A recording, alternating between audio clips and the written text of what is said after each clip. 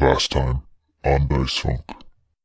How are friends in the Order of the Merciful Sword? If you're dead, it's a little more difficult to not obey, so some of them are compliant and some of them are compliant.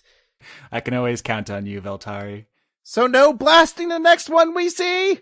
They don't bleed blood or any natural-looking liquid for that matter, but some other type of fluid that, as far as we can tell, moves on its own accord. Some notable features about Wolf in particular. He has this shovel. He's also wearing a scarf. Under that, there's like peeking out the bottom of some sort of like amulet. I want some answers. You want friends. That's completely fine. I'm not judging you. I don't have any friends in this town either, really. Rude! I mean, it was interesting, and then there was the mob, and they had torches, and that was bad. And then I ran away, and then I was like, I'm gonna hide in the rainbow. This speaks to me that she's a Shadarkai, right? And so they're like inherently dark, but not inherently evil. So they have like some command over like shadows and shadow magic and death, and they have like strong belief in body modification. So there's like ritual scarification and piercing and stuff that's part of their culture. Yep. Sylvia Bell, correct? That's me, Sylvia Bell, illusionist, witch, chef. Is there only 3 of you? I thought there was also going to be devil and tower. A Drake ghost. Like, not all the ghosts died here. I think some of the ghosts died somewhere else and were like on their way to the afterlife and like accidentally went through the aurora. When you were there, did you see anybody acting suspiciously? Blood Mountain was playing fetch with his pets. I mean, normally ghosts aren't able to really touch or affect people directly, right? I like make real stuff out of fake stuff and like fake stuff out of real stuff. So when you soul bond, like I gave it some of my materialness. Does that make sense? Like we were soul buddies. Maybe that would guide your cards. Which is the Hermit. Alice. That's what I thought too. Right off the top of my head. Yeah, that's a very good thought. Wind wall from outside because it has a range of 120 feet. Okay. And then teleport. You notice that when Zoe teleports away, and where she appears on the other side of the fence, she leaves behind magical residue again. Bumbershoot can't lie in front of him, right? It won't work. You knew who I was, and you knew what vampires need. You asked for my help anyway. Chains are beginning to creep over the front door of the sacrum like vines, like kudzu. Pineapple, I'm being dragged to hell by the warden. Tell the rest.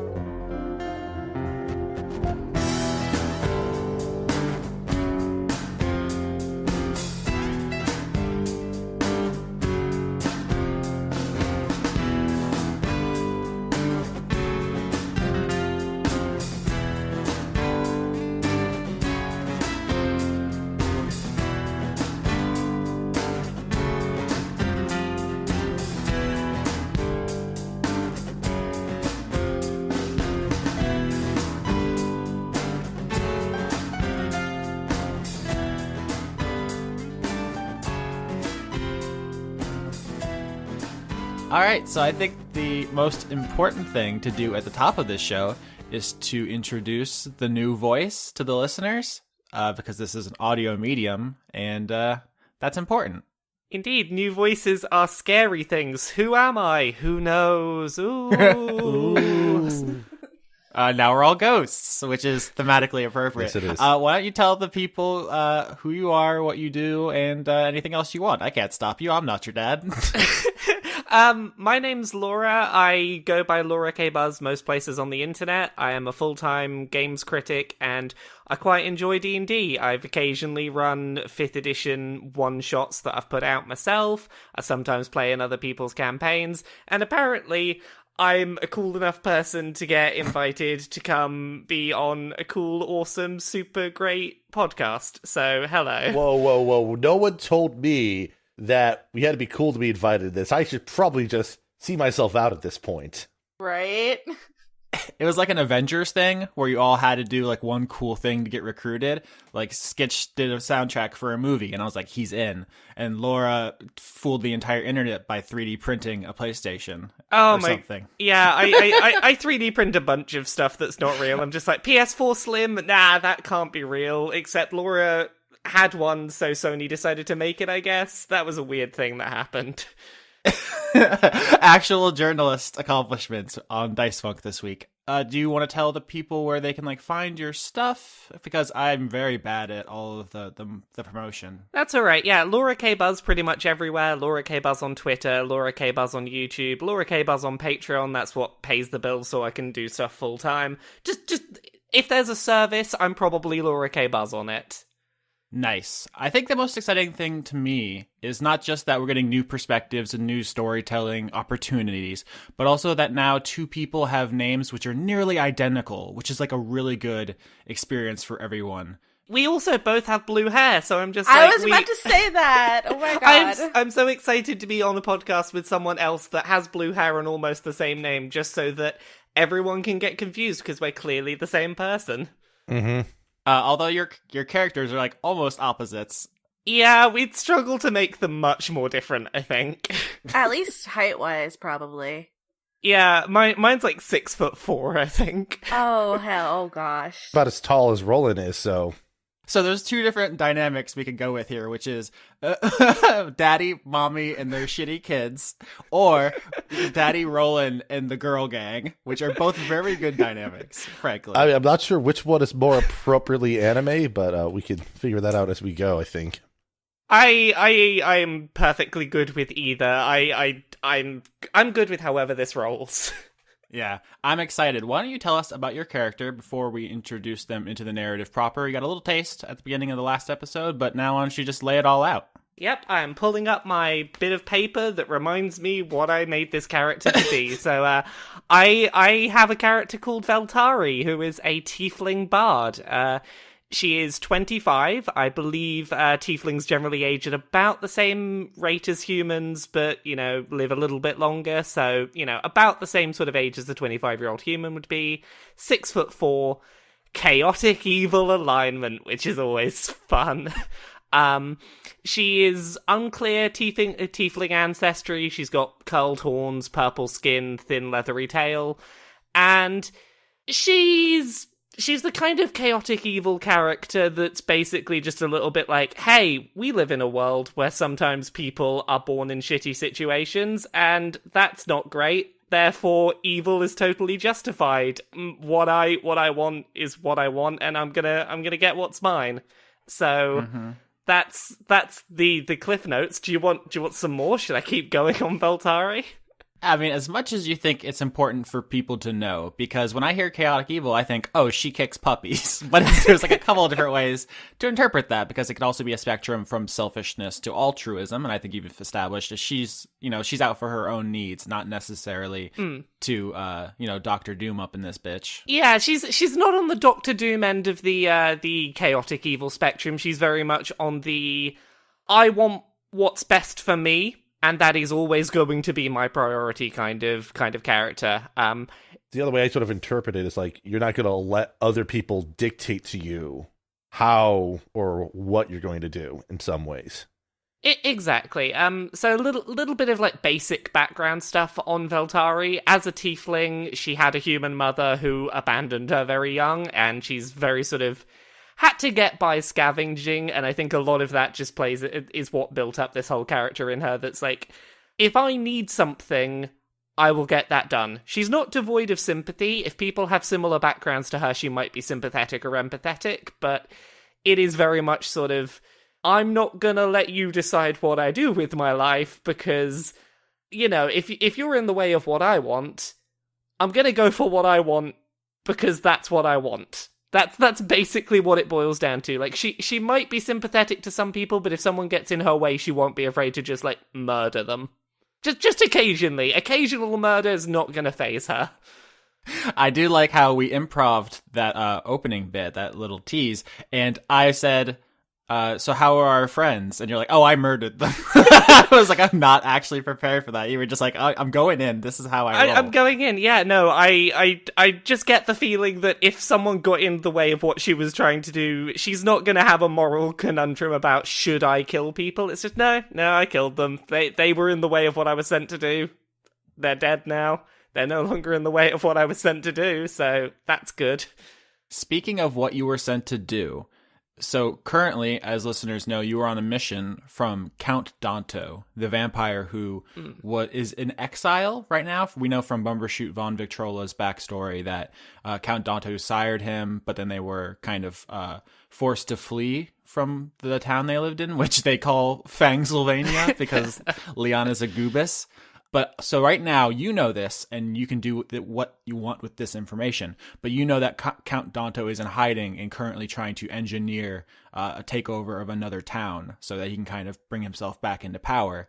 And so using people like you, he is like subverting and corrupting other organizations to bring this about, including the Order of the Merciful Sword, which was the order that Rolen Hawklight used to belong to as part of his backstory. So you know in character that Count Danto now controls that, and you know that he's about to do a bunch of other pretty heinous stuff. So that might come into play, it might not. It's totally up to you. I think the way that I've sort of in character reasoned working with that is just Danto's been nice to me. Generally, people are not nice to tieflings. They assume that we are inherently evil, and as such, Danto's nice to me, and working for him gave me a stable, just general quality of life consistency. So I wasn't really too fussed about what he was doing. It's like, I'll do what you need me to do as long as you keep a comfortable room and board over my head. Mm-hmm. And that's about as far as Veltari's interest in, like, yeah, I know he probably shouldn't be doing what he's doing, but it's not getting in the way of what I want, so I'll let him do his thing. He found like your infiltration skills useful, because I don't know if you've mentioned your class and background, but they're actually like super important. Yeah, I mentioned that I am a bard, which is not necessarily the standard way to play a tiefling, but she's an entertainer background bard. A lot of her sort of just day-to-day getting by growing up was by busking. And having a sort of entertainer's background, she has gotten very good at getting into places, making sure people sort of have a generally decent opinion of her so that she can get what she needs to do done and get out without pissing too many people off, which made her pretty useful to Danto as someone that could just get missions done and get back before people really realized what had happened. Yeah, and specifically, there's several different kinds of bards you can be. You're the murder bard. Yeah, I am the murder bard. I went with College of Valor. I am like, I'm gonna kill people, and I'm gonna help other people to kill people. So you have a short sword and a guitar on your back. We had this kind of character building conversation. We're like, is a lute the closest thing to guitar? Because I kind of want to do like the closest thing to guitar. And I was like, you can just have a guitar, homie. Yeah, no, I was asking like, how can we enchant a lute? And it's like, no, just you can have a guitar. So like, I see her kind of music as basically like the fantasy equivalent of mid-2000s angsty emo rock. I identify with this character maybe a little too much. 6'4", angsty music lover. It's very appealing. 6'4", huh? Yeah, she's a very tall lady. No, I'm saying that to Austin. It's like 6'4", huh? It's me. Are you 6'4"? I am. I had no idea about that. That was completely accidental on my part. So I'm trying to think anything else we need to establish before jumping in. What happened was after Danto assigned you that mission, he called in a favor for a wizard to teleport you outside of Ilium. So you kind of appear at dusk, like the sun's going down. It's like a very beautiful sunset on the horizon, and there's all these lilies that you're in this field with, and it's very like serene and beautiful, and you're all alone. And then in front of you, there's just this massive wall of colorful light, and you're just standing there. And how do you approach this? Well, I think we acknowledged in advance that I know that there's probably not going to be any coming back through this barrier. Yeah. That this is probably a one-way trip, so I think Veltari's totally okay with that, but she's still going to have to sort of just take a nice deep breath and just walks through it in a couple of very strong strides, just walks straight through the barrier. Nice and confident. It's good. Yeah. Because you're immediately met by a sight that you probably weren't expecting, which is there's a roiling thunderstorm gathered over this town inside this barrier, and it is just alive with lightning, and the storm is just apparently growing like before your eyes, which is very disconcerting. And the rain is starting to come down, and people are coming out of their little houses like looking around like what the hell is going on? It doesn't rain here. And then in the distance you can hear the sound of what can only be described as battle, and the whooshing of wind, as you will soon find out there is a bit of a skeleton war going on. I decide to just confidently walk towards the sounds of battle, because I know what Bumbershoot's like. If there's battle going on, he probably caused it, is my thinking. That he's probably in that direction. Yeah, and I like the idea that you like walk in right by the sign, which says like Count Danto help. You can come in, but you can't go out. Yeah. And you just nod at it, and you're like, all right, I guess if he needs help, I hear the sound of someone who probably needs help. Exactly. I don't stop to think like, oh, are there any notes on it? It's just like, nope. There's the sounds of fighting. That's probably where I'm supposed to be going. I wouldn't have been sent here otherwise. Yeah. And so the sounds of fighting are, at the end of the last episode, Zoey Legrand made a 50-foot wind wall to nuke all these skeletons. Then she teleported through it, and she's inside the house where she believes she will find the secret to unlock the mystery of the mission they are currently on. But outside, Rolen Hawklight, Theodora the Nixie, and a Shadar Kai named Sylvia Bell are surrounded by all kinds of very disheveled and broken skeletons who are kind of pulling themselves together. They all have these bony spears, and they're going to defend their home. So why don't we roll a little bit of combat? You guys are going to go first, but if you want to roll initiative between yourselves, Lauren, Skitch. Yeah, I rolled a 3. So. Oh, such a slow boy. Yeah, that's what happens when you don't have dexterity. I rolled a 6. Oh no. So you guys have the drop because Zoe like blew the first wave of them away, but they're pulling themselves together and they're going to start approaching you. There's a lot of them. There's about 20, 30 of them. So you guys have first go, but there's a lot and they're coming. Oh man, I have to go first? Yeah, you rolled first an initiative. Oh heck. I can use Produce Flame as like to set them on fire, right? Yeah, you Produce Flame has a offensive application. I rolled a 23. Nice. So you produce some flame and you just chuck it at the skeleton who rushes ahead first. Yes. And roll me 2d8 damage. We're not going to fight all 24 of these fools, but we want to get a general sense of how the battle is going. I rolled 7 damage. All right, so that's okay. So you hit the skeleton and you kind of scorch him up, and he is not looking particularly happy. Roland, how do you contribute to this? Quick question. During the time that we were at Sylvia's place earlier, would that have been enough time to be considered a short rest between when he used his channel divinity earlier in the day? Oh, yeah. I mean, that chili was revitalizing. Although, wait, hold on. You had the vegetarian option. Let me think about this. Does that count? Sure. It was filled with electrolytes. Okay. Yeah, you're good. So, effectively, Roland sees that the skeletons are closing in and are not able to talk about it, so pulls out his sword and invokes a sacred weapon as his bonus action to make his weapon now a magical weapon, and also emit a light out to about 40 feet, so it becomes a bit of a beacon, for that matter. And then he turns around and delays as long as he can to attack the nearest skeleton, but when it gets too close and threatens, he will attack and just make that happen there. So that's going to be a d20 plus 10 for the attack roll, 29 for the hit there for his first attack. Yeah, you do all the damage, presumably. Yeah, that would be 8 damage there, and then he would do a second attack on the next nearest skeleton when he gets close. 16. Mm-hmm.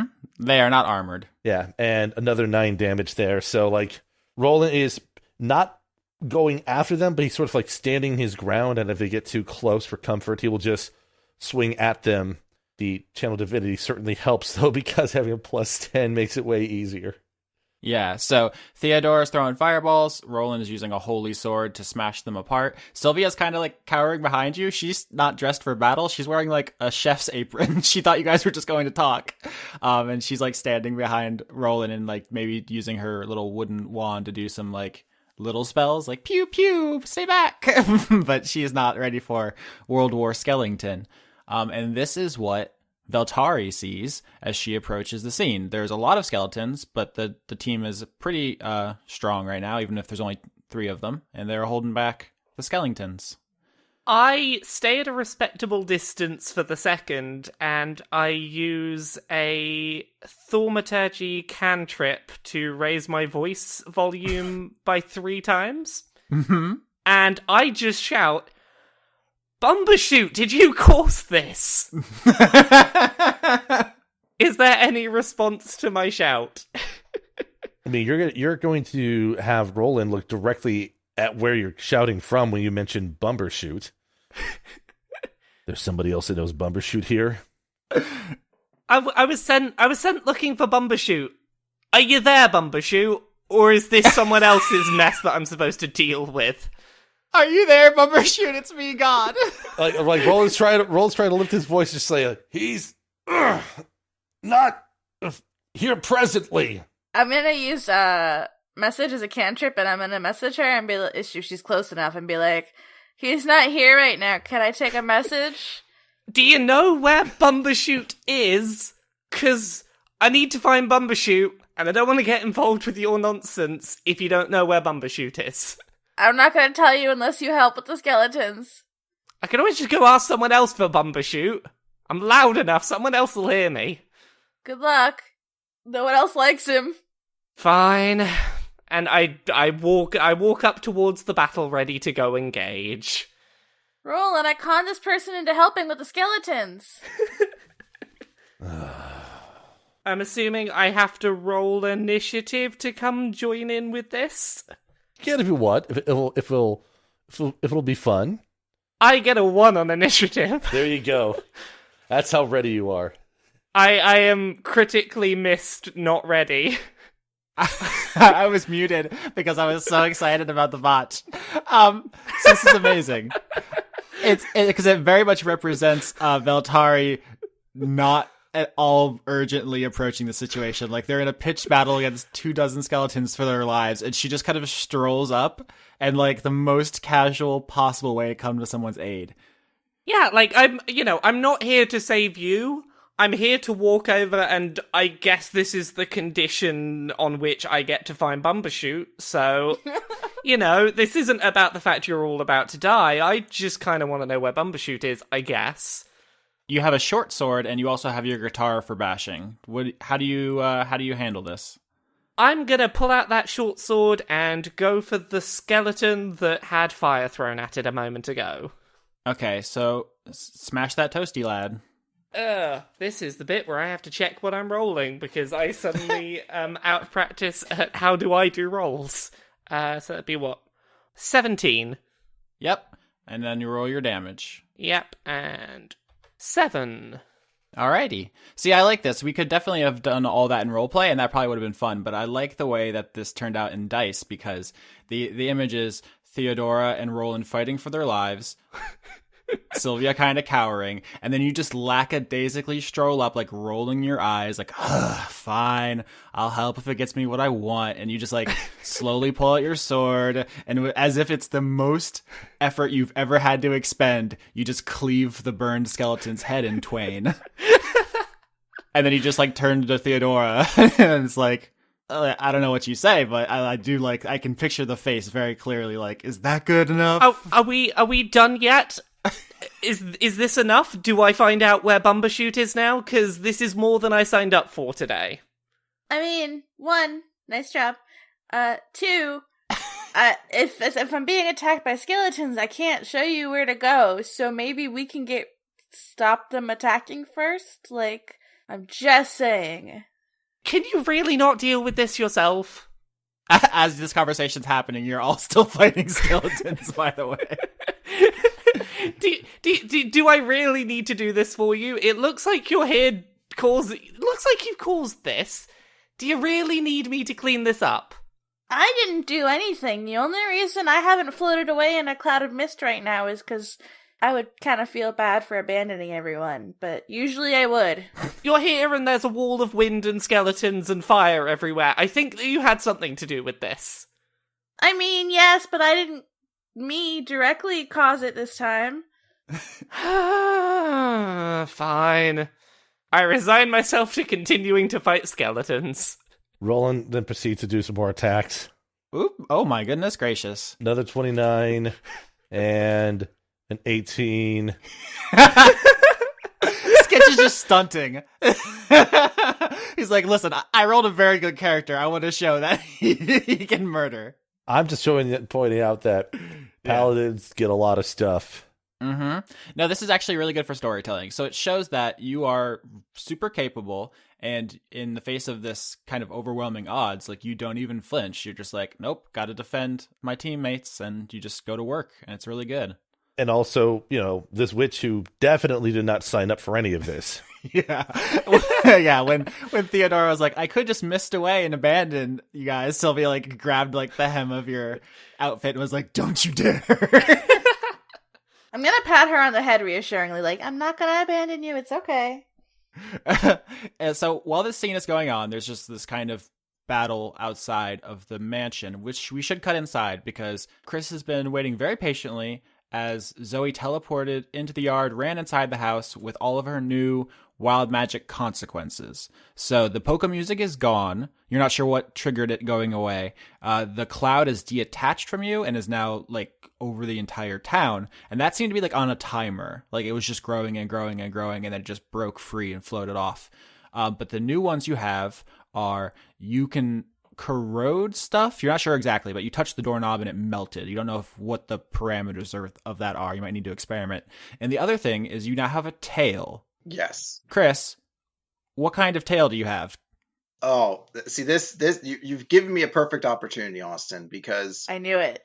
I hadn't considered it at first, but once it dawned on me, I was like, my character already is taken several levels to just becoming a Super Saiyan inserted into D&D, and I realized if I give her like a chimp-like tail, that just completes another step of my character being a Super Saiyan, because they all have chimp-like tails before they get cut off, because they usually turn into raging, ape monsters.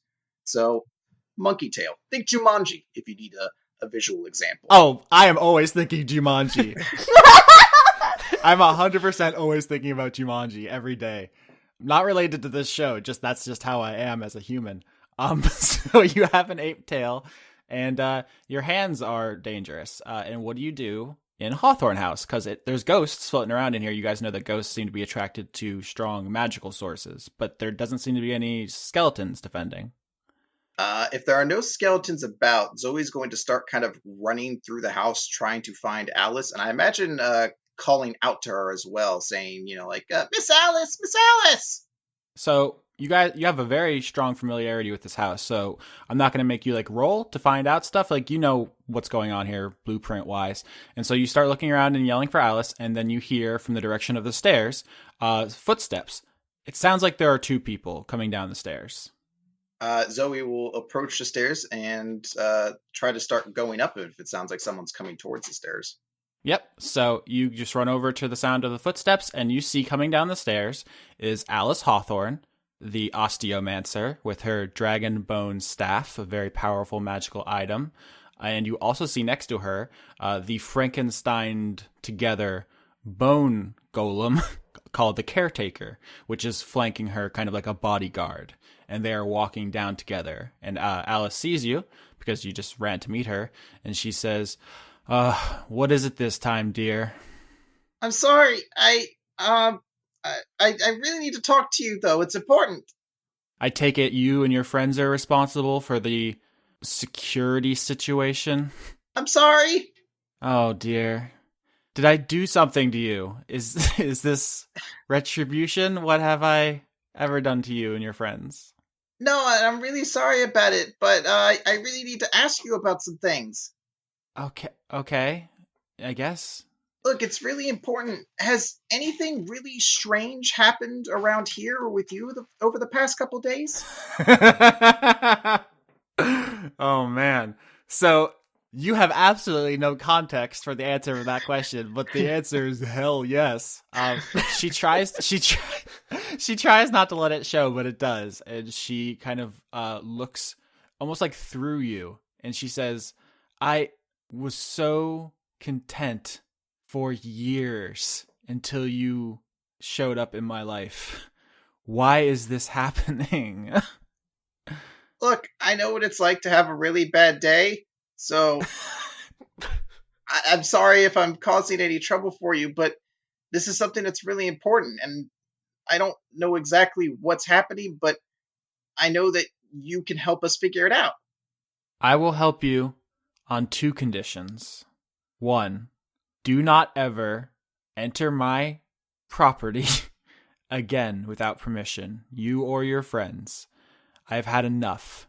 These grounds are off limits now, and any attempt to trespass again will be met with lethal force. Condition 2, I need you to send your associate, Bumbleshoot, I believe his name was. I have a matter I wish to discuss with him. Oh, okay. I'm sorry about any trouble we caused, and Zoe's definitely got like the head down, kind of like foot against the ground look of like a scolded child, essentially. Since that's more or less what's happening right now. Yeah, so I didn't make you roll any charisma stuff because you are a child, and she seems like she is taking that into account. So she's being stern, but she's not being like cruel. So your background feature of like kid is definitely helping out here. Yeah. And then she'll say, I could see about talking to Bumbershoot, but the last I saw, he was talking with the warden, or the warden wanted to talk to him about something.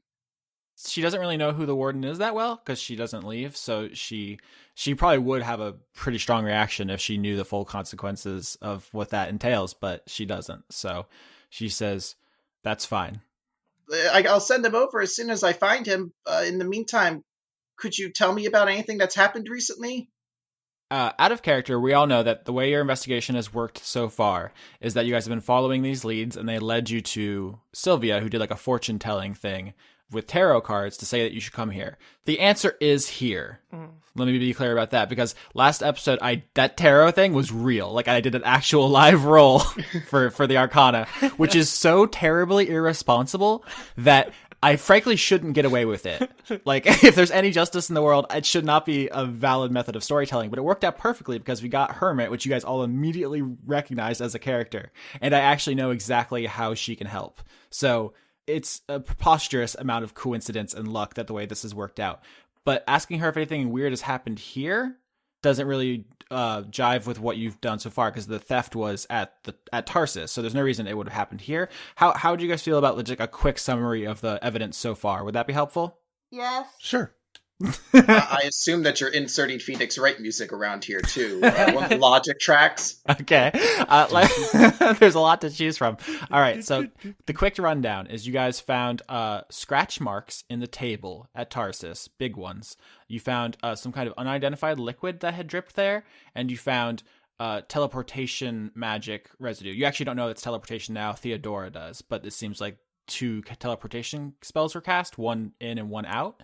Then you guys found footsteps outside of a larger creature. You talked to Wolf the Troll, who had a suspicious scarf and a suspicious amulet, and you know that he stole the scarf. That's all you really know about him. He denied under Zone of Truth being involved in anything at Tarsus, but there's still probably more to explore there. And then you met Sylvia, who told you that she had been by Tarsus, which is a magnet for ghosts, and she had seen Ishmael Blood Mountain with his pets back there. But perhaps more importantly, she saw like a ton of ghosts and that she tried to pet them. So this is Austin to Chris. The solution is there, and I don't want to play like guess what I'm thinking. That's not fun. Mm-hmm. But the line of questioning needs to be different to get a viable answer. Yeah. So the tarot cards are right. She has it. And all you have to do is help her see what I've just basically said to you. You could basically say, so here's my problem, and I don't want to like play your character for you, and just like give her the evidence. Yeah. In the interest of time saving, I'll say that she gives the general lowdown on the case, not necessarily every nitty-gritty detail, because I think she was polka music out of a couple moments where she may not have actually heard things. Yeah, which is amazing for a number. I really liked that whole thing because I didn't realize it while we were recording, but in editing, you were so consistently, every time you met a new character, in the background going, sorry! It was really endearing. Like, she cares so much about not inconveniencing people. So you tell Alice Hawthorne about your investigation so far, and she says, Well, I'm not an investigator by trade, but it seems to me that you and your friends have overlooked an obvious witness. Who? The ghosts? Oh shit, you can talk to those! I mean, there are a number of ways to communicate with ghosts, but if Tarsus is full of them, and the theft was committed there, there's almost certainly a ghost who witnessed it. There is an eyewitness in town. I forgot these things did things besides just float around. It's hard to say for sure which one you would need to talk to, which is frankly not my problem, but the main difficulty will be finding one that wants to communicate, because they all have such different temperaments and abilities. But if you were looking for a breakthrough, I guess I'm happy to report that the way forward is clear. You need to ask one of the people who saw the theft. I guess that makes sense. Sorry to bother you about all this, then. I hear outside what I'm sure is a trying time for your friends, and I apologize for that, but you really should have considered your approach more carefully. Fortunately for me, the skeletons can always be rebuilt. It's been a bit of a day. It's been a bit of a week. Yeah. This town used to be so peaceful and calm and just like a sanctuary to escape from the outside world. And now I look out the window and it's just chaos and dark clouds and violence. I don't know what has happened in such a short period of time, too. Must have been when they took prayer to schools. That must have been what set this thing on the wrong path. I know what you mean. I didn't have a tail until about 10 minutes ago. Oh, dear Lord. Oh, Neptune. She just saw that. So actually, this is really interesting because none of this is planned, but there has been like a marked transformation in this town from just like idyllic countryside through to your guys' specific actions. Theodora opening the chest released the ghost. Bumbershoot turning the Hawthorns hostile has made the skeleton presence increase. The bad luck of the wild magic roll brought the cloud. Like, you guys have completely on your own agency terraformed this place. And Roland did nothing of it. Yeah, that's true. Roland is a very good boy. But we started with like Irish tourism pamphlet, and now it's like Wuthering Heights in this fool. We made it for the better. I guess then we'll be going. If you'd be able to maybe call the skeletons off from attacking my friends. Oh, of course. Sorry. And she waves her staff. She's also going to say, do you mind if I sit down here for a minute? I just kind of need to decompress a few things. Oh, sure. Can I get you anything? Do you have like a coat? I kind of made the rainstorm. Oh, child, you, I can tell you carry a heavy burden. I sympathize. She actually takes off a coat she's wearing and like drapes it over you. And there's like a grandmotherly kind of aura around her now because she sees you're like wet and sad on the floor. And she says, listen, I don't know what you've been through or what burdens you carry, but if I have anything I've learned that I can pass on that could help you, it's that there's no use in running away from the things that haunt you. I came here to get away, and as you can see, I've escaped nothing. So if you can possibly meet whatever's dogging you head on, I would advise it, because it doesn't get better if you run. No, you're right, and I'm going to get back out there, but just needed a bit of a moment to catch my breath. You know what's funny? I thought when I had time to catch my breath, to relax in here, I would reach a point of, I guess, happiness, and it never came. I'm sorry. Huh. No, I'm sorry. It just occurred to me. It's just you think, all I need is some time off, some time to relax, and you always feel that way. I think that's maybe what life is? Guess. That's not very heartening, is it? Sorry. My mind is elsewhere. I'm a bit of a downer today. There's a lot going on. Nah, I'm used to it. If I find Bumbershoot, I'll make sure to send him your way. Thank you. It's hard to find people who you can trust. And again, I'm sorry. Also about your doorknob, which I may have melted off with my hands. I don't know what's up with that, but I'm sorry. anyway, gotta go. Goodbye. Okay. And you just run out of this touching moment. Part of me pictures like the fight has sort of shifted for some reason, like Roland's like suplexing a skeleton or some other sort of nonsense. Yeah, please. You're mid suplex, and all of a sudden they all just like straighten up, just like go totally rigid and stop fighting.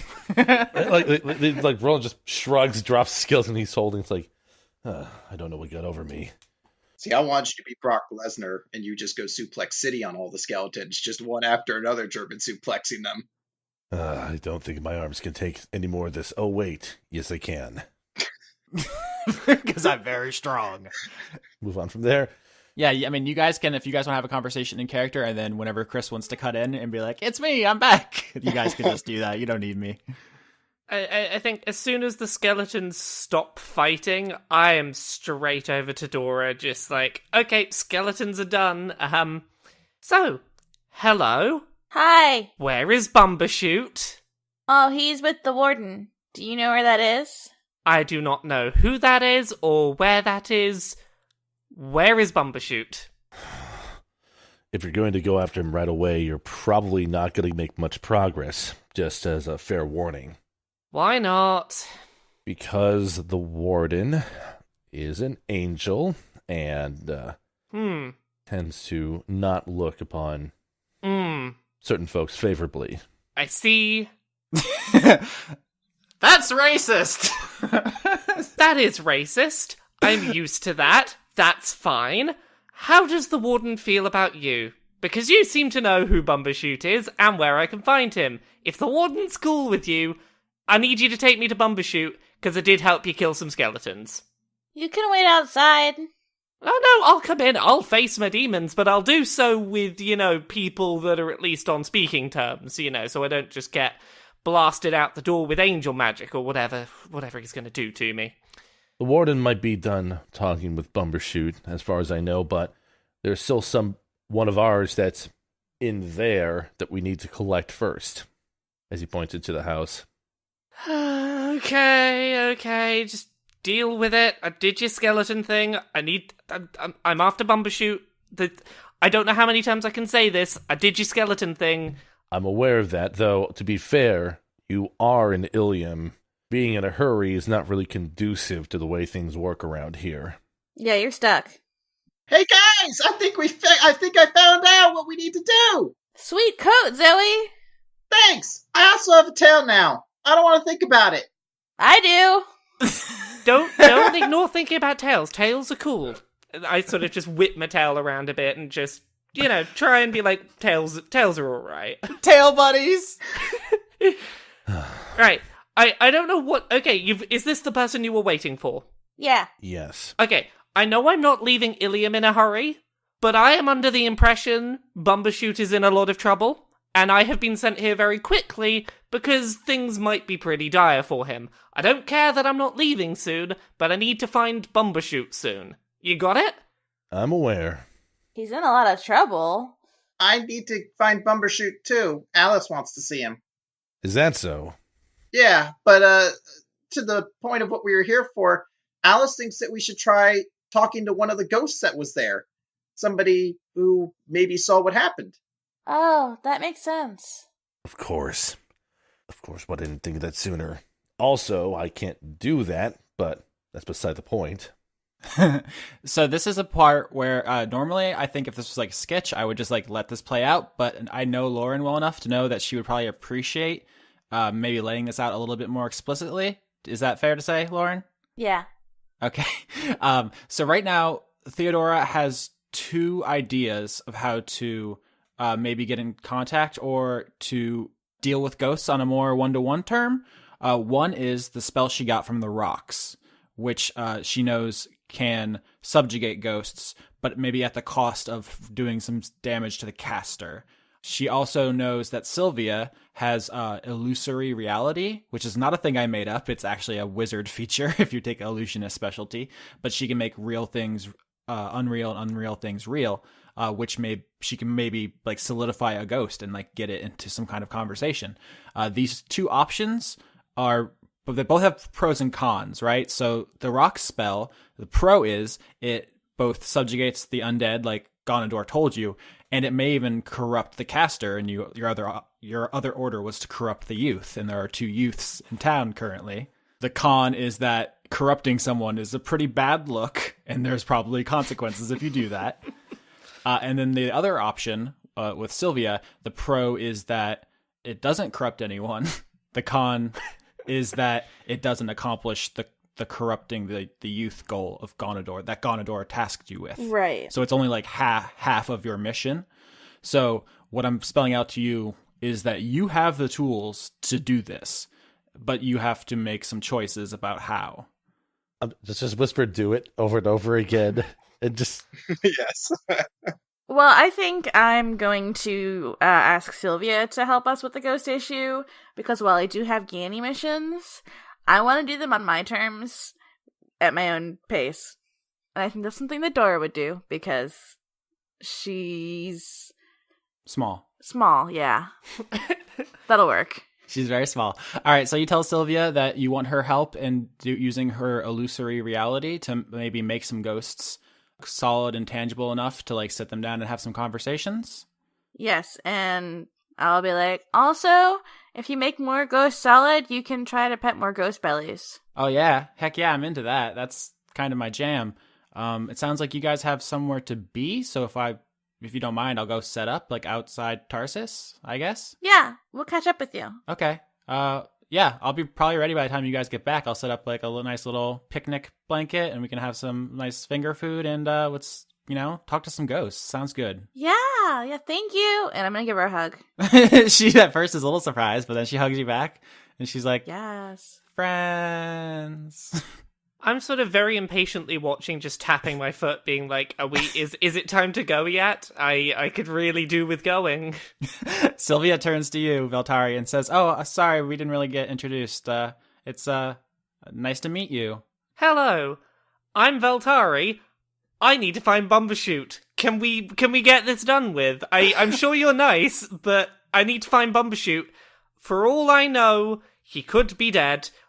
I'm being told he's not in a good position. We'll chat some other time, thank you.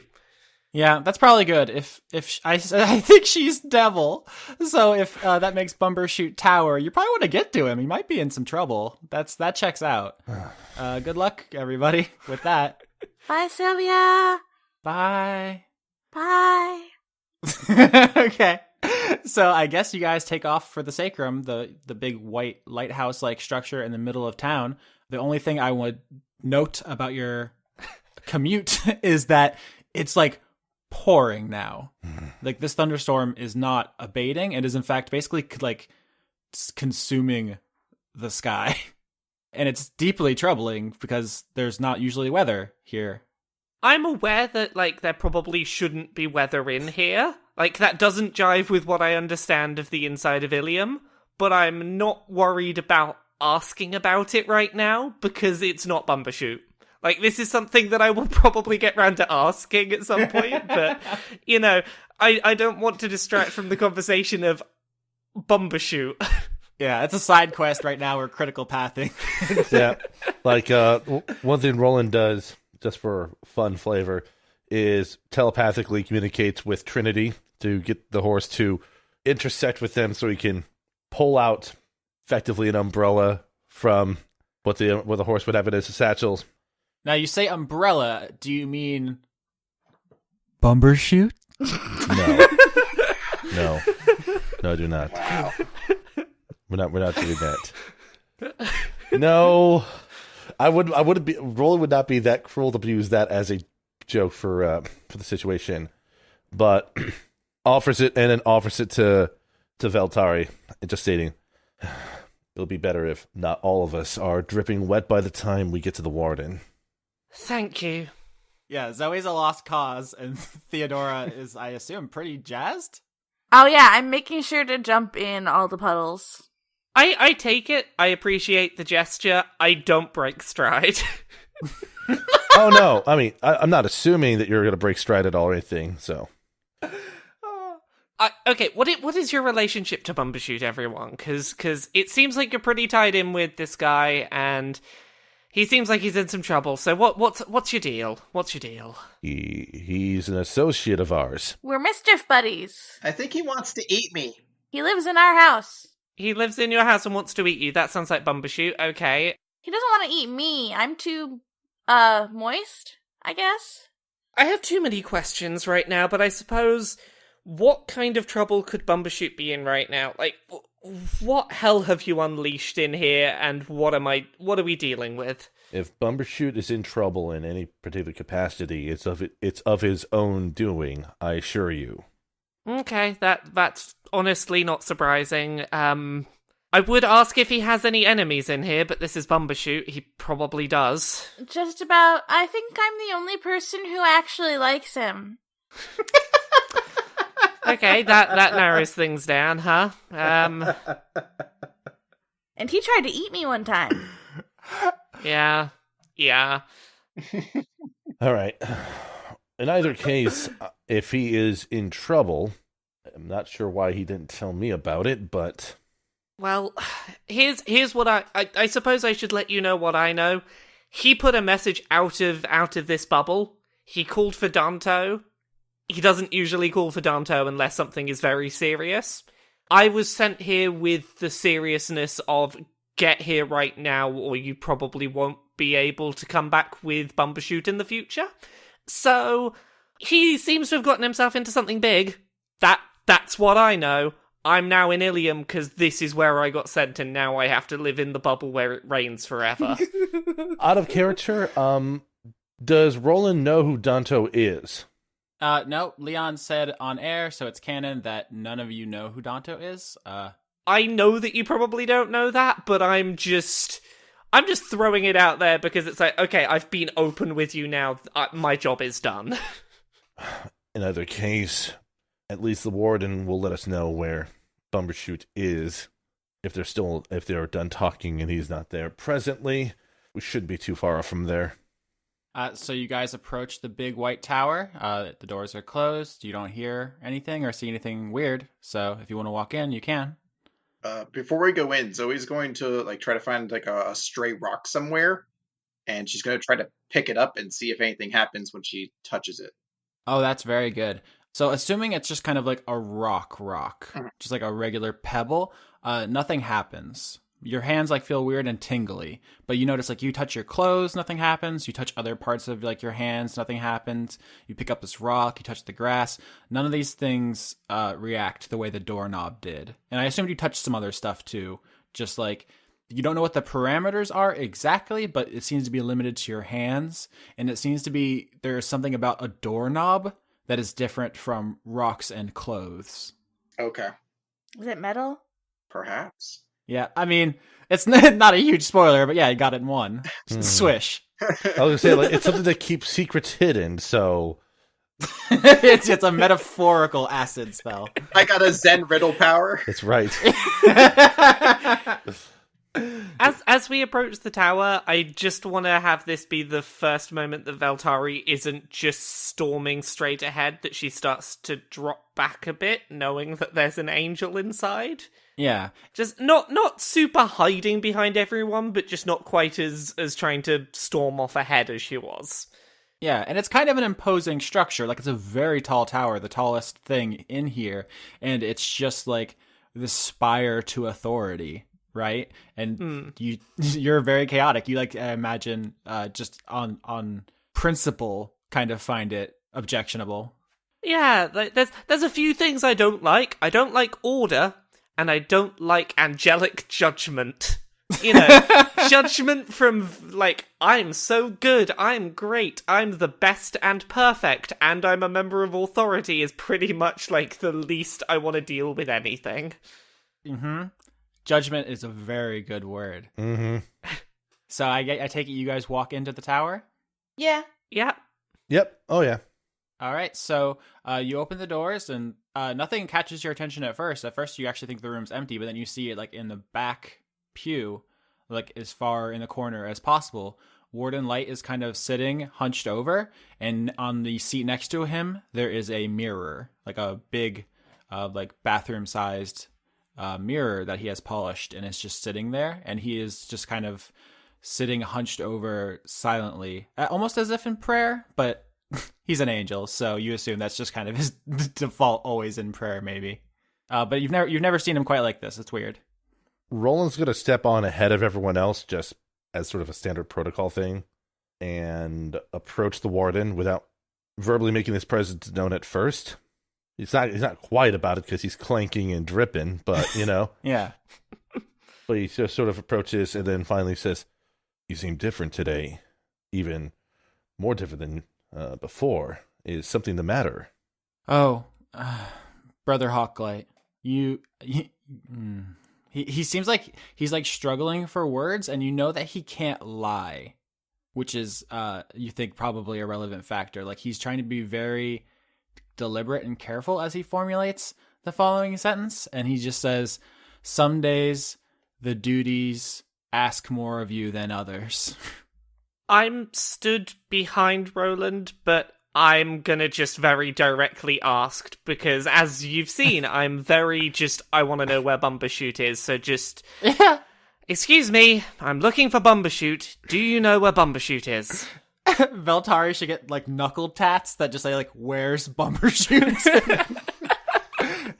That would be amazing. That would be a very bad idea long term, I suspect. It'd be very good, but so you just burst in with that, and he looks up at you surprised because he was basically just talking to Roland, and he sees you, and that you are a creature of fiendish origin, and he's more startled than any of you have seen him. It's not like an angel to betray the amount of emotions that are going on in him right now, and he simply says, "Who is this, Roland?" As he like stands to his feet. Roland raises a hand to sort of indicate, in a defensive sort of manner, this is a friend of Bumbershoot's, out of character, out as far as I know. Mm-hmm. This is a friend of Bumbershoot. Her name is Veltari, and she has come to Ilium specifically to meet with Bumbershoot for reasons that seem urgent.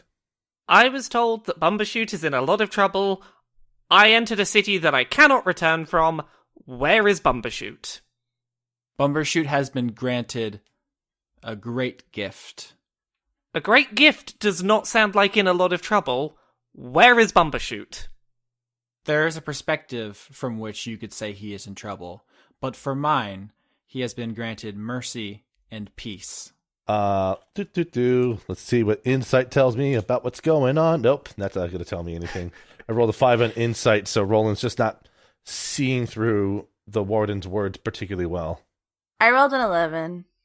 So with an 11, I just want to say that, Theodora, you have seen people get arrested here before. Like, you guys have brought bounties here, and what normally happens is Warden Light kind of summons just like a length of chain from the ether, and it kind of wraps around their hands, and he leads them through the door in the back and just kind of like walks them away. Do you assume to a cell or something? You would not associate that with like the words like gift or mercy or peace or anything. It like seems like, oh, they're under arrest and they've been shackled and they're going to jail. Right. So nobody rolled particularly well on this insight. Like none of you pick up the subtext that he is in custody. Your words are a bit more poetic than usual, Warden, if you don't mind me stating that. Yeah, is he always like this, or is this rare for him to be quite so avoiding of telling me where Bumbershoot is? Warden Light, where is he? He is where he should have been a long time ago, which is away from the people he seeks to hurt. Have you killed Bumbershoot? For my sins, no. Wait, is he in jail? Did you jail him? Bumbershoot von Victrola is a murderer. Are we able to see him? He turns to you, and you're just like a soaking wet little ragamuffin. His expression softens a little bit, and he says, Sister Legrand, prisoners are not animals in a zoo to be gawked at. Even in judgment, there is a dignity to sentient life which we must respect. But what if someone needs to talk to him? The only thing Bumbershoot needs is to reflect on who he has become. Won't he die in jail? He's a vampire. He has to eat blood. Bumbershoot no longer needs to worry about that. Okay. Here's my deal. I don't want to mess with you if I don't have to. Is Bumbershoot ever gonna come out of wherever you've put him? If this is a clear-cut no and there's no coming back for Bumbershoot, I'm done. I'll get out of your hair. I know you're not my biggest fan, being a tiefling and all. I've been sent here to go get Bumbershoot. Is this a fool's errand I'm on? Just be straight with me and I'll get out of your hair. I really appreciate... This is Austin. I appreciate the intent to cut through the bullshit. Unfortunately, Warden Light is very much a pontificating bullshitter. Mm-hmm. Oh, I'm well aware that this isn't going to go anywhere, but Yeah. I'm still gonna shout at this angel. Yeah. He says, Tyr is the god of justice, not of punishment. I have no intention of keeping him any longer than he deserves, but he deserves to be here forever. That is not my choice or my desire. That is simply who he is. This is great. This is great. Wonderful. I get here too late. Bumbershoot's already gone. I'm now stuck in the city where it always rains. This is great. Sorry. New Seattle. Yeah, like I don't know that this is actually It Rains Forever. I think Veltari's just decided that like maybe the rain cloud got trapped in the bubble when Ilium was created. I guess it drifted in and can't drift out. Yeah. As far as I'm concerned, this is just how Ilium is. It will rain forever. At least you missed the polka music. Do I even want to know? Roland sighs a bit and then just says to the warden, I will be back here at a later time to perhaps gain some more enlightenment on this situation. But if it seems that there is no progress that can be made from further discourse, it might be best for us to part ways for now. I look forward to speaking to you again. I actually have something I want to discuss with you, but yes, I agree. It's probably best you take some time to yourself and perhaps reflect on the company you choose to keep, Brother Hawklight. And he just looks at Veltari like he's not even gonna hide it. Hey, if you're gonna come back and talk with this guy, probably bring me along. You know, he may not like me, but the last person who spoke to him alone apparently got locked away forever. Just before you get all high and mighty on me, you just locked someone away forever. Remember that before you go talk to this one alone. Roland's going to also try to take a look at the mirror thing, whatever it is, to see if there's anything unusual about it offhand. 12 on the perception on that. Yeah, so you look at this mirror, and it is obviously like as clean as the laws of physics would allow, because that's all he's been doing all day, basically, besides arresting Bumbershoot. There's something eerie about it. Can I just magic eye in on that? Yeah, absolutely. You detect magic. That's something you can do for free. This mirror is very magic, like exceeding, like improbably magical. Very. I'm running out of words. It's super hella magic. The most magical thing ever. Like mildly upsetting. Okay, I'm gonna grab Veltari's hand while she's in the middle of ranting and be like, hey, come on, before you make it worse. Come on. I'm just sighing the whole way out as I follow you. I don't know what to do with myself. Fine. Off we go. No last name squad. True. I will happily join the no last name squad, I guess. As they leave, Roland's going to say to Veltari, I was like, after we're done with our little ghost investigation here, I can take you to Bumbershoot's room. You could probably find maybe some evidence there of what might have happened to him otherwise. It's what got him in trouble. Oh, and since you're stuck here, since nobody can leave, you can live there. I'm not sure about living there yet, but I appreciate your offer to take me to more of Bumbershoot's things. We have an endless supply of crabs. There's no way that could be misinterpreted. All right, so where are you guys off to? We're gonna pet some ghosts. Your intention is to go off and deal with ghosts.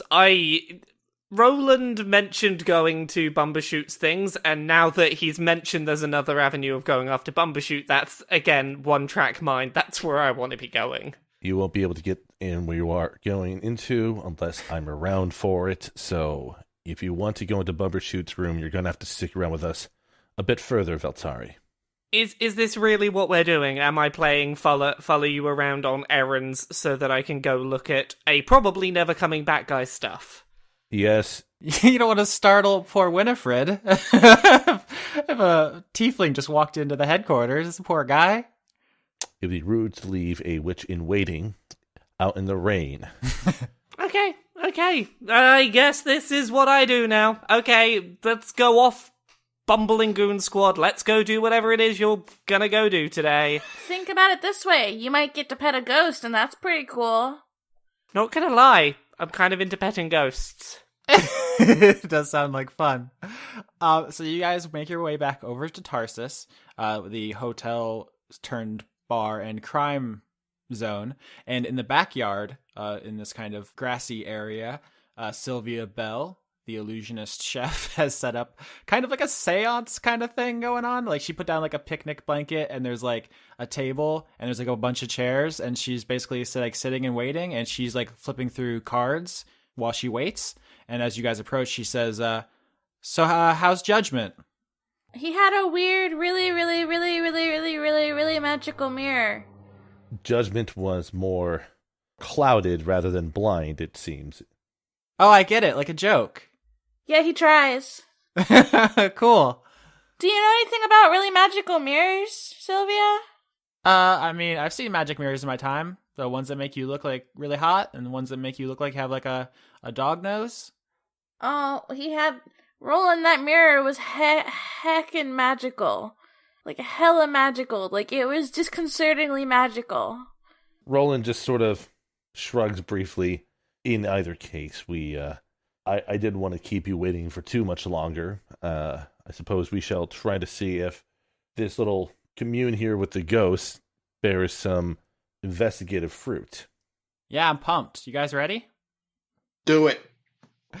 So you guys all sit around at this table. I assume everyone's joining in. Yeah. Okay, you guys all sit around this table, and Sylvia says, all right, so what I'm going to do is we're all going to join in and kind of put our essences out there and try to actualize some of these ghosts. Like I said, it's kind of like a soul bond thing. You give them a little bit of your materialness. It would be easy to use the word astral projection here. It's not the right word, but it's in the ballpark, if that helps you think of it. So don't stray too far away and try to find... I would recommend trying to find whichever spirit speaks to you personally, because as I found out, if you just grab whichever one has like the most surface belly area, you might get scratched. Okay. So try to find one that you really connect with, that you think would be open to helping you. So, I mean, we're trying to solve a mystery here, I guess. I want to help you guys solve the case. But this is actually a lot about you. Does that make sense? Are we all on the same page? Mm-hmm. Yeah. All right. So everyone hold hands. I hold Sylvia's hand. Okay. Anybody else want to specify? I'm going to specifically not hold Sylvia's hand so I don't accidentally burn any of her piercings off. That's a very good choice. I hold whoever's hands are nearest at the time. I don't care whose it is. Ship it. All right. And so after a moment, you guys all like bow your head. She doesn't really give you too much explicit instructions. So you're like, do I say a word or do I? And it's like suddenly you all feel like a very strong pull upward, kind of spiritually. And you are in this cloud of ghosts above you. All around Tarsus, these ghosts are drawn to the strong magic here from the lilies, who are very powerful magical creatures. And there's just like this maelstrom of spirits, and you're in it. You're still in your body, but you're also in it. in a way. And now what I want to talk to you guys about is what kind of animals you most identify with, because the humans here are not going to be receptive to bonding with your souls, right? Humans are strong-willed and they don't want to, sharing bodies is bad. So I actually have a list of some of the animals specifically that I want to call out, but you feel free to add any if any strike you. There's also a lot of D&D stuff. So I have here written bullet, which is kind of like a land shark thing. It's pretty cool. Rust monster, which is a kind of monster that eats metal. It's kind of like a bug. The peryton, which is like a deer with wings. The cockatrice, which is like a big chicken that turns things to stone. A manticore, which is kind of like a lion with like spines. It's kind of crazy looking. And then a griffin, which I think you guys know what that is, like a bird guy. So you see those, and you also see like just like regular animals, like earth animals, just kind of in this cloud. And I want to know, what is your spirit animal? I like the sound of the manticore. Ooh, all right. So Veltari calls dibs on manticore, and I just think this is Austin, should point out, this is not a cosmetic, like small fun choice. This is a turning point for this campaign. Like, this is something that's been building since Theodora opened the box. I am leaning towards manticore purely because it seems aggressive and a bit spiky and just it just seems like a bit of an angry spike monster, and I'm into that. I do like manticore a lot. I don't want it. It's going to matter, so I don't want anyone to regret their choice. I'm not going to stress about the long-term implications. I like the big, scary, aggressive spike monster. Yeah, it's a lion covered in spikes with wings, basically. It's cool by me. I'm thinking the griffin for Rolen. What was the deer with wings called? Peryton, Peryton. And I do want to say, those aren't the only choices. Those were just the ones I pulled out of the monster manual that I thought would be kind of cool and unique above just like bird. Right. Badger. I mean, you could have a badger. If you feel badger in your heart, badger's fine. No joke, I was thinking about honey badger as a suggestion. I wasn't sure if they exist in this specific lore. Everything exists until we say it doesn't. So I mean, you could have an Allosaurus if you wanted, or like yeah. So that's the reason. That's another reason I gave a couple choices, because if I just said pick a monster, like, first of all, that's not helpful, and second of all, I know some of you, and you would be like, Tarrasque, give me the Tarrasque. Can a swarm of rats count as a single creature, spirits? So manticore, griffin. Were you thinking peryton? You don't have to lock that in yet. I'm thinking that. They're kind of evil is the thing about them. I don't know if you know this. They're like deer with wings, but they're also like kind of violent, and like they're metal. Yeah, I think it seems like the closest thing, because I was looking at the bullet, and all they do is eat, which is like... It's relatable to us, but maybe not to your Yeah. character. Yeah, I'm leaning towards the peryton. Okay. It also does look really cool. I like him. It seems weird that I'm drawn to it. I feel like it's only because I just got super corrosive hands, but I feel a slight inclination towards the rust monster because of that. Yes. Yeah. Rust monsters are a real bitch to fight as player characters, but maybe communing with one might be useful. There is an instinctive nature to it that it's not unconsciously per se, but it's actively always kind of a detriment to the people around it because it rusts anything it touches, basically. Aww. So by that nature, it kind of, I think Zoe would have a slight kinship with that, at least more so than any of the other creatures that were kind of brought up there. And after everyone else picked cool, awesome, like D&D monsters, are going to feel really weird if I'm like, I want to be a chimp! Orangutan, guys! I also think that a rust monster is very knowledgeable of swords and sword accessories, so it can... I tell you what, swords and swords accessories. Damn it, Zoe! This is the worst show ever, and I love it. All right, so just to recap, it looks like Rolen Hawklight is going with Griffin, Veltari is going with Manticore, Theodora is going with Periton, which I'm sure someone will correct my pronunciation of, and Zoey Legrand is going with Rust Monster. I just want to make sure that's okay with everyone, because it's about to go down. Oh, heck. Do it. Yep. I hope the Rust Monster has a wacky accent. So that's actually a good thought. So these are all animals, so they don't have incredibly strong sapience. Like, they don't have like rich interior lives the way that we do. So like, they have personalities, definitely, but they're not gonna like monologue, right? They have thoughts and feelings, but they're still animals. So what happens is you guys are just like your spirits are floating around in this ghost storm. You're trying to find the ones that call to you, because those are the ones that you would most easily be able to communicate with. And you guys find your spirit animals, and you approach them, and like Sylvia explained, you kind of soul bond with them. You give them some of your materiality, and in turn you get some of their ethereality, which is not a word, and I apologize for saying it. But what happens is you guys basically bond to these ghosts, and you feel like a rush of their sensations and memories. So you guys see what they have seen. And okay, which of these ghosts saw what happened? That's a very good... What the most interesting thing here would be for Veltari to know what happened. Because she's the one who I think would find that most useful as leverage. So Veltari, you and this manticore, your spirits intertwine, and you see an image of, from the sky perspective, this manticore ghost is flying around, and in the field, you see Sylvia, who's trying to pet a Drake ghost, and that's not going super well, and she gets scratched, and she's like bleeding, and she like walks off home to get a bandage. And also in this field you see Ishmael Blood Mountain and his pets, Pip and Starbuck, the giant dog and the giant cat, and they're playing fetch, and like Ishmael like throws what to him is a branch, but what to you is a tree. And like they run over, and they both like try to bring it back, but it's still too big for them, and they're having fun, and they're being rambunctious. And then the cat runs off, and Ishmael goes after it. You know, they're just playing, they're having fun. And for a moment, Starbuck, the dog, is left alone. And you see it sniffing around, and it's sniffing through the grass, and it walks over to Tarsus, and it's sniffing at the building, and then it disappears. And you see from the Manticore's perspective that the dog like vanishes in like a puff of what to you is like magic. He's just like gone. And then 30 seconds later, there's another puff of magic, and the dog is back.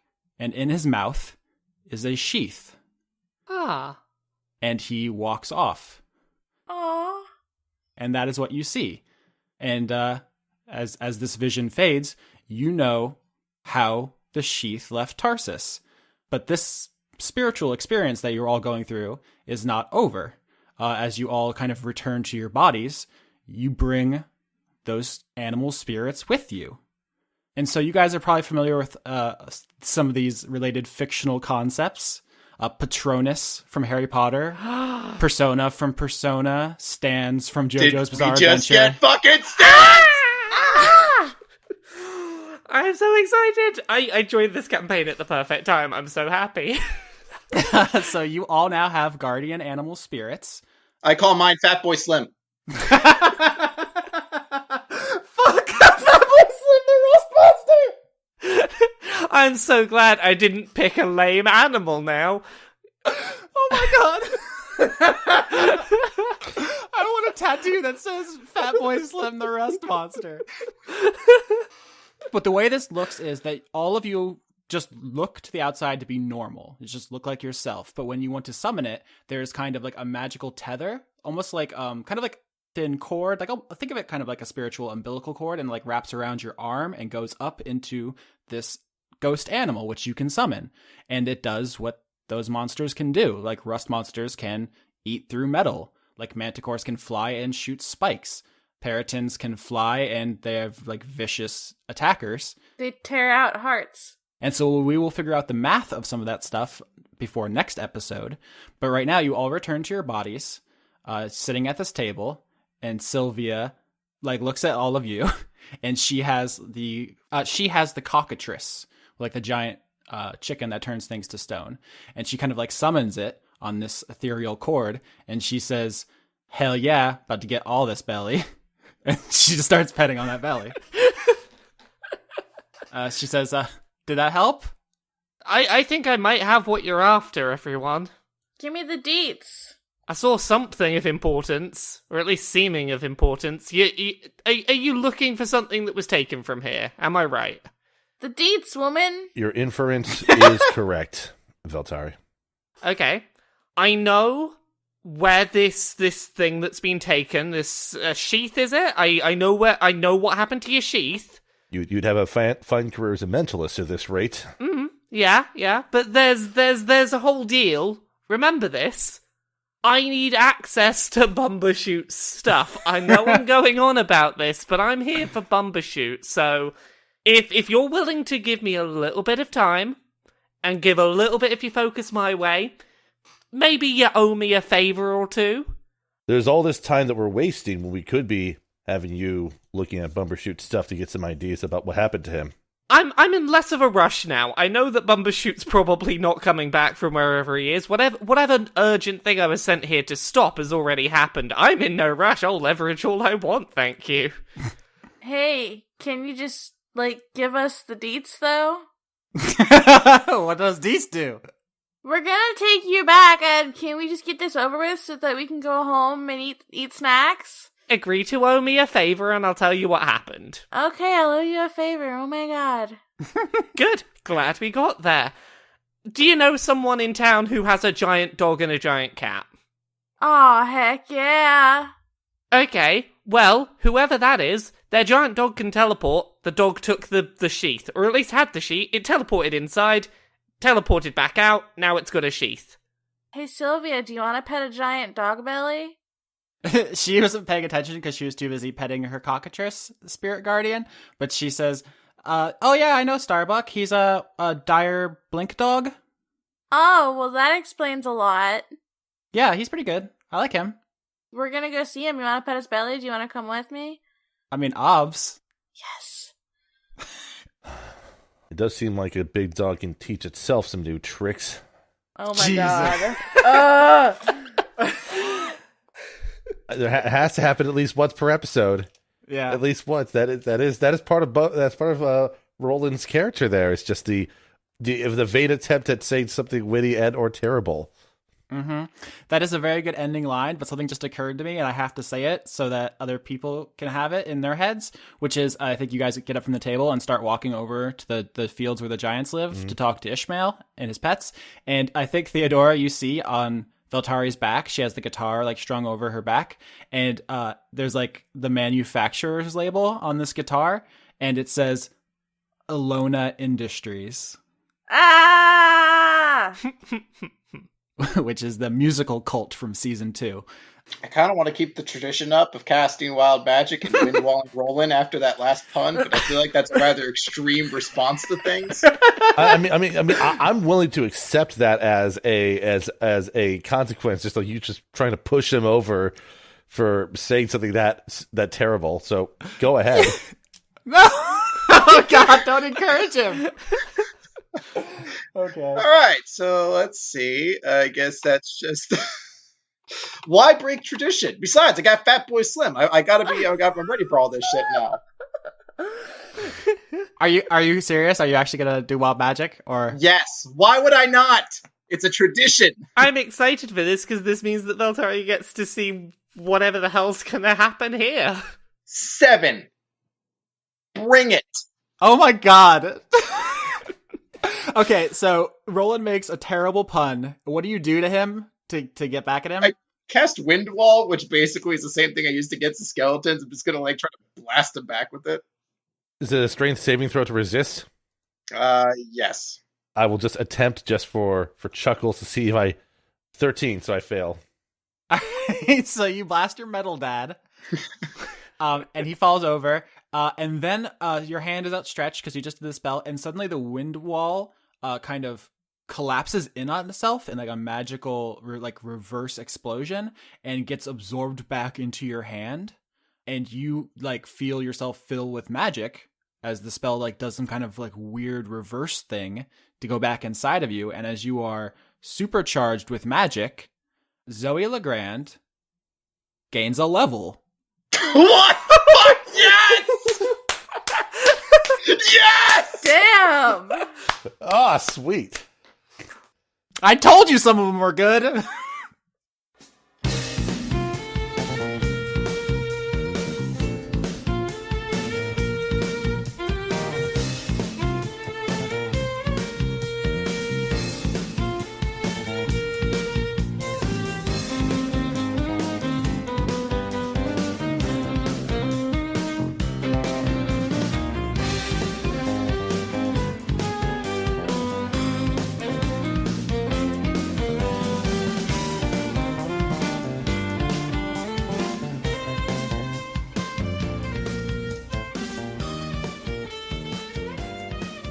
As always, I'd like to thank Overclock Remix for our music, which includes arrangements of Acoustic Jam at the Lucifer Alpha, an arrangement of Biohazard from Snatcher, Simply Be Grooved, an arrangement of Simple and Clean from Kingdom Hearts, and Poke Center, an arrangement of Pokemon Center from Pokemon.